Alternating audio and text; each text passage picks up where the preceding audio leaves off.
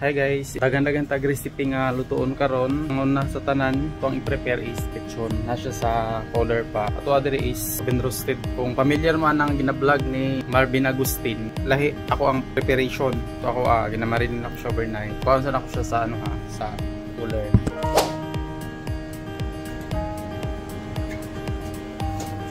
Ano itong i-prepare gabi guys. Narao ingani. Preheat na rin oven 400 to 450 Fahrenheit in 15 minutes. Then akong pwede nga guys, i-marinate na itong lechon de leche. Season ko na ni siya. Tapos akong gingan guys, manari ang akong preparation kay Marvin ako siyang gitahi ang tiyan. Kita lang sa mga. Ang kalahian kay Marvin guys, kay yahang ano bang hapa na sa kuha wala. Kaya ako man siyang sundan o lamas ang tiyan kasi suning ako po siyang gitahi. Para dili ma-toast good. Tender lang yan po. Tingnan nyo na siya pag-pasta. Siya o. Ala yan po ma. Na o. Wala po mga guys. Na. Make sure ako nga pag lukuan mo ko sa init, murang muburot mo ko ni siya. Ano siya po? Expand. Muburot yung lawas.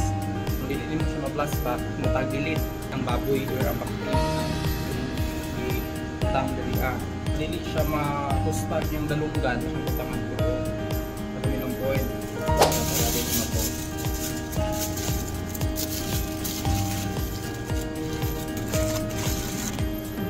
Mga guys, oras na siya sa 2.5 hour,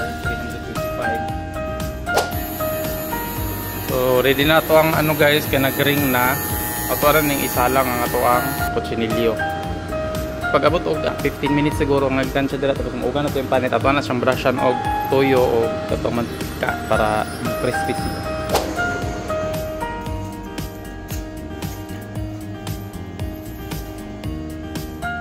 Tapos ang ato ang cooking dili na to siya ibutang sa high lutok lang para dili ma-toast. Tapos luto siya pero panggawas ra dili luto ang sulod. Kung ay heat nimo slow heat lang para lami ang iyang pagkaluto, tender siya. Ulat lang taan yung mga 15 minutes para ato siyang i-brush para mag-crispy.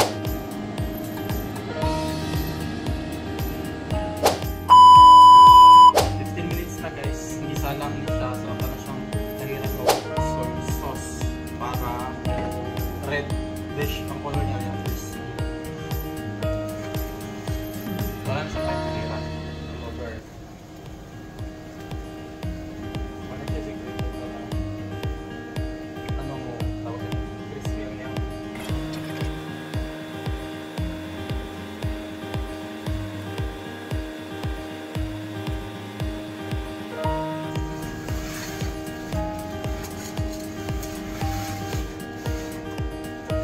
After na to siya na brushan guys, at wala na siyang ibalik na to roast. And continue na ta until luto na. Continue na to, sabihan ako guys na sa kilit-kilis. Mura to, isa lang natin sa abihan kung mag-brush mo tao soy sauce o oil sa iya panin. After an hour guys, medyo red na ang atuang lechon. Ayan o. Pero sad to say guys, nakalimot ko butang og aluminum foil da siyang para butangan unta nato ano niya apple pag display. So dili naman nato siya maridmidjuhan. Nagngilit lang yun na siya dira. So, ana ra. Nakalimot ko gay na ba. Ang dali-dali man gud. After 2.5 hours guys, ito na tong lechon.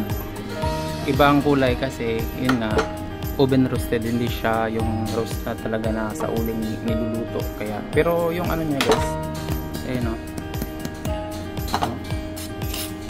yan, crispy pa rin yan. Right? Ang gagawin natin for display, tatadali na natin.